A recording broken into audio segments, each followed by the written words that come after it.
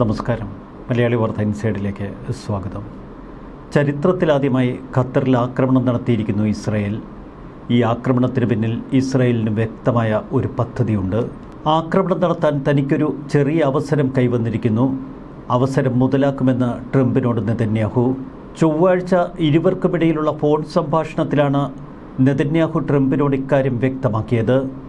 എന്നാൽ ആക്രമണത്തിന് പിന്നാലെ ട്രംപ് നെതന്യാഹുവിനോട് ചോദിക്കുന്നു, ആക്രമണം വിജയകരമായിരുന്നുവെന്ന് തെളിഞ്ഞോ? നെതന്യാഹുവിൻ്റെ വീണ്ടും വിചാരമില്ലാത്ത ഈ നടപടികൾക്ക് മറുപടി ചോദിക്കുമെന്നാണ് ട്രംപ് ഇപ്പോൾ പറയുന്നത്. ആക്രമണം മുൻകൂട്ടി തന്നെ അറിയിച്ചിരുന്നില്ല എന്നാണ് അമേരിക്കൻ പ്രസിഡന്റ് ഡൊണാൾഡ് ട്രംപിൻ്റെ വിശദീകരണം.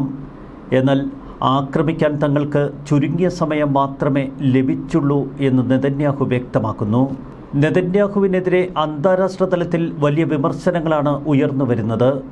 എന്നാൽ പക അത് തീർക്കാനുള്ളതാണ് എന്നൊരിക്കൽ കൂടി ഇസ്രായേൽ ലോകത്തോട് പറയുന്നു. എന്തുകൊണ്ടാണ് തങ്ങൾ ഖത്തറിലെ ദോഹയിലുള്ള ഹമാസ് കേന്ദ്രത്തിന് നേർക്ക് ആക്രമണം നടത്തിയത് എന്ന് വിശദമാക്കുകയാണിപ്പോൾ ഇസ്രായേൽ. നെതന്യാഹുവിനെ വിമർശിച്ച അമേരിക്കൻ പ്രസിഡന്റ് ഡൊണാൾഡ് ട്രംപിന് മറുപടി കൊടുത്തുകൊണ്ടാണ് നെതന്യാഹുവിൻ്റെ വിശദീകരണങ്ങൾ. 2001 സെപ്റ്റംബർ 11 ഭീകരാക്രമണത്തെ US ഓർമ്മിക്കണമെന്നാണ് നെതന്യാഹു പറഞ്ഞത്. ഏറ്റവും ഒടുവിലിതാ ഇസ്രായേൽ ഖത്തറിനോട് പറയുന്നു, ഹമാസിൻ്റെ നേതാക്കളെ നിങ്ങൾ എത്രയും പെട്ടെന്ന് നിങ്ങളുടെ രാജ്യത്ത് നിന്ന് പുറത്താക്കൂ, അല്ലെങ്കിൽ അവരെ ജയിലിലടയ്ക്കൂ. ഇല്ലെങ്കിൽ ആ ജോലി ഇസ്രായേൽ ചെയ്തു തീർക്കുമെന്നാണ് നെതന്യാഹു ഇപ്പോൾ ഖത്തറിനോട് പറയുന്നത്. 2023 ഒക്ടോബർ 7 ഹമാസ് ഇസ്രായേലിന് നേർക്ക് നടത്തിയ അതിക്രൂരമായ ഭീകരാക്രമണം, സെപ്റ്റംബർ 11 അമേരിക്കൻ മണ്ണിൽ ഭീകരർ നടത്തിയ ആക്രമണവുമായി ഈ ആക്രമണത്തിന് ബന്ധമുണ്ട് എന്നാണ് നെതന്യാഹുവിൻ്റെ വാദം. അൽ-ഖ്വയ്ദ ഭീകരർ അന്ന് 4 വിമാനങ്ങൾ ഹൈജാക്ക് ചെയ്തുകൊണ്ട് 3000-ഓളം ആളുകളെ കൊലപ്പെടുത്തി. ഇസ്ലാമിക് ഭീകരർ ഹോളോകോസ്റ്റിന് ശേഷം ജൂത ജനതയ്ക്കെതിരെ നടത്തിയ ഏറ്റവും ഭയാനകമായ ക്രൂരതയാണ് ഒക്ടോബർ 7 നടന്നത്. സെപ്റ്റംബർ 11 ആക്രമണത്തിന് ശേഷം അമേരിക്ക എന്തു ചെയ്തു?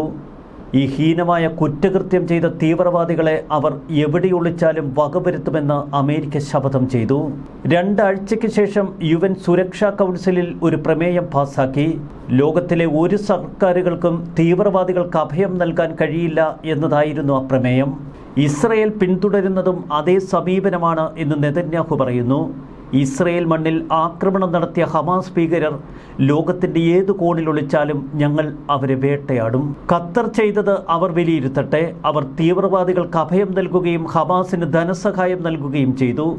അതിൻ്റെ നേതാക്കൾക്ക് മണിമാളികകൾ അവർ ഒരുക്കിക്കൊടുത്തു. അഫ്ഗാനിസ്ഥാനിൽ അൽ-ഖ്വയ്ദ ഭീകരരെ പിന്തുടർന്നപ്പോഴും പാകിസ്ഥാനിൽ ഒളിച്ച ഒസാമ ബിൻ ലാദനെ വധിച്ചപ്പോഴുമൊക്കെ അമേരിക്ക പിന്തുടർന്ന അതേ നയം തന്നെയാണ് ഇപ്പോൾ ഇസ്രായേൽ പിന്തുടരുന്നത്. ബിൻ ലാദനെ കൊലപ്പെടുത്തിയ അമേരിക്കയെ പ്രശംസിച്ച രാജ്യങ്ങൾ എന്തുകൊണ്ട് ഇസ്രായേലിനെ അപലപിക്കുന്നുവെന്നാണ് നെതന്യാഹുവിൻ്റെ ചോദ്യം. നെതന്യാഹുവിൻ്റെ പരാമർശങ്ങളെ ഖത്തർ വിശേഷിപ്പിക്കുന്നത് അശ്രദ്ധ എന്ന വാക്കുപയോഗിച്ച്. ഭാവിയിൽ രാജ്യത്തിൻ്റെ പരമാധികാരത്തിന് നേർക്കുള്ള ലംഘനങ്ങൾക്ക് വ്യക്തമായ ഭീഷണി ഉണ്ടാകുമെന്ന് ഖത്തർ ഓർമ്മപ്പെടുത്തി. അമേരിക്കയും ഇസ്രായേലും അഭ്യർത്ഥിച്ച ഖത്തറിൻ്റെ മധ്യസ്ഥ ശ്രമങ്ങളുടെ ഭാഗമായാണ് ഹമാസ് ഓഫീസ് ഹോസ്റ്റ് ചെയ്യുന്നത് എന്ന് ഖത്തർ വിശദീകരിച്ചു. ചർച്ചകൾ ഖത്തർ കേന്ദ്രീകരിച്ച് നടക്കുന്നത് എപ്പോഴും ഔദ്യോഗികവും സുതാര്യവുമായി. ഗസയിലെ യുദ്ധം അവസാനിപ്പിക്കാൻ അമേരിക്ക നിർദ്ദേശിച്ചതനുസരിച്ച് ഹമാസ് നേതാക്കൾ ഒത്തുചേരുകയും ഇക്കാര്യത്തിൽ വിശദമായ ചർച്ച നടത്താൻ ഒരുങ്ങുകയുമായിരുന്നുവെന്നാണ് ഇപ്പോൾ ഹമാസ് നേതൃത്വം വിശദീകരിക്കുന്നത്. അതിനിടയിലാണ് ചൊവ്വാഴ്ച ഇസ്രായേൽ നടത്തിയ രൂക്ഷമായ ആക്രമണം.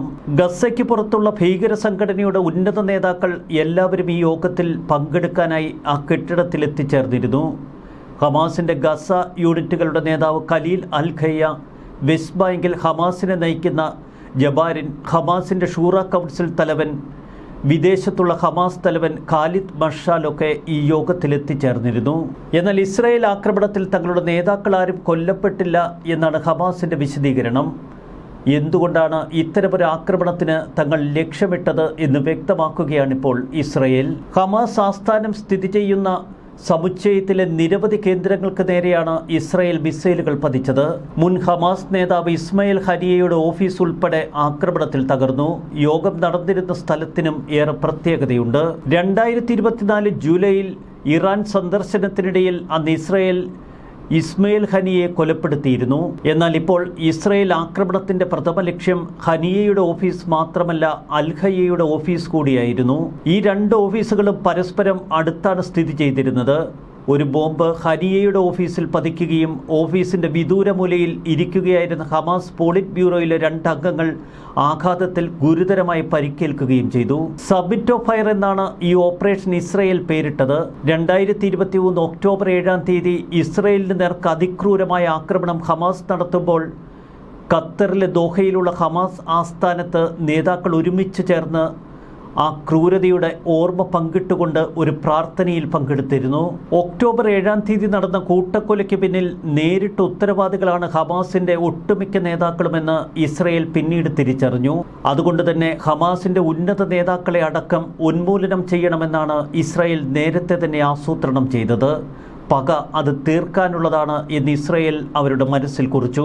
ഖത്തറിന്റെ റഡാറുകൾക്ക് കണ്ടെത്താനാകാത്ത തലത്തിൽ ഇസ്രയേൽ പോർവിമാനങ്ങൾ ഖത്തർ വ്യോമാതിർത്തിക്ക് പുറത്തുനിന്ന് തങ്ങളുടെ ആക്രമണം തൊടുത്തു.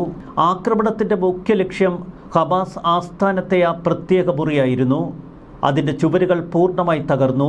ഉള്ളിൽ ചാരനിറത്തിലുള്ള അവശിഷ്ടങ്ങൾ മാത്രമാണ് പിന്നീട് കാണപ്പെട്ടത്. 2023 ഒക്ടോബർ 7-ാം തീയതി ഹമാസ് നേതാക്കൾ ഇസ്രയേൽ ആക്രമിച്ചത് ആഘോഷിക്കാൻ ഒത്തുചേർന്ന ആ മുറി തകർക്കുക ഇസ്രയേലിന്റെ പദ്ധതിയിലെ പ്രധാന ലക്ഷ്യം. സമാധാന ചർച്ചകൾക്കായി ഖത്തറിൽ ഒത്തുകൂടിയെന്ന് അവകാശപ്പെടുന്ന ഹമാസ് നേതാക്കളെ ഉന്മൂലനം ചെയ്യുകയായിരുന്നു നെതന്യാഹുവിന്റെ മുഖ്യ ലക്ഷ്യം. ഹമാസ് നേതാക്കളുടെ സ്ഥലങ്ങൾ കൃത്യമായി കണ്ടെത്തുന്നതിന് ഇസ്രയേൽ പ്രധാനമായും ഫോൺ ജിയോ ലൊക്കേഷനുകളെയാണ് ആശ്രയിച്ചത്. ഗസയിലെ വെടിനിർത്തൽ സംബന്ധിച്ച കരാറിൽ ഖലീൽ അൽ-ഹയ്യ ചില നിബന്ധനകളെ എതിർത്തതിനാണ് ഇസ്രയേൽ അദ്ദേഹത്തെ ലക്ഷ്യമിട്ടത് എന്ന് ഹമാസ് വിശദീകരിക്കുന്നു.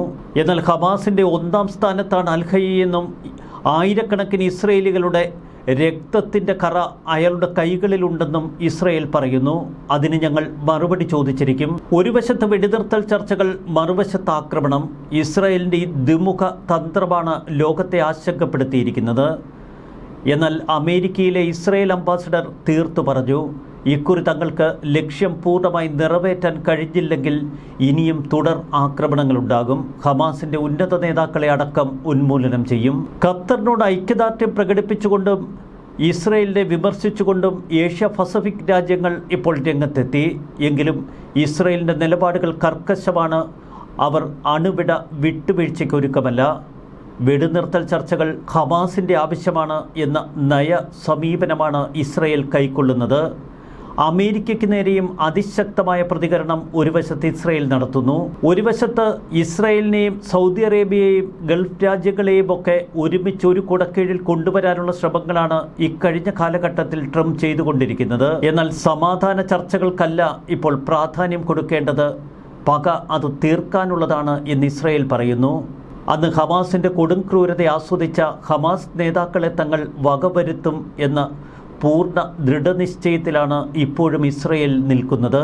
ഒരു വശത്ത് ഖത്തറിലെ ദോഹയ്ക്ക് നേരെ ആക്രമണം നടത്തുന്ന ഇസ്രയേൽ, മറുവശത്ത് യമനിലെ ഹൂതികൾക്ക് നേരെ ഇപ്പോഴും അതിശക്തമായ ആക്രമണങ്ങൾ അവർ തുടരുകയാണ്. ലോകത്തിൻ്റെ ഏത് കോണിൽ ശത്രുക്കൾ ഒളിച്ചാലും അവരെ വേട്ടയാടി തീർത്തിരിക്കുമെന്ന ശപഥമാണ് ഇസ്രയേൽ വീണ്ടും വീണ്ടും ലോകത്തിനു മുന്നിൽ കാട്ടിക്കൊടുക്കുന്നത്. ന്യൂസ് ഡെസ്ക് മലയാളി വാർത്ത ഇൻസൈഡ്.